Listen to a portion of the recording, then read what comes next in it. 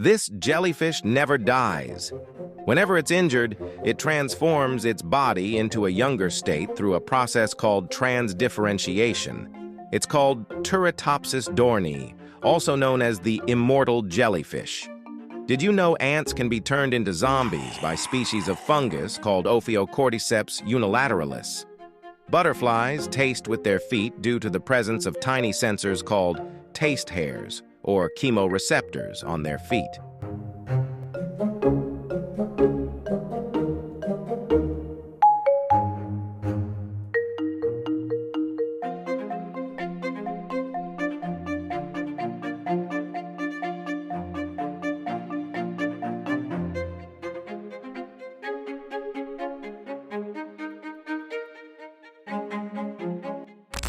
The human nose can detect over 1 trillion different scents. How many did you know?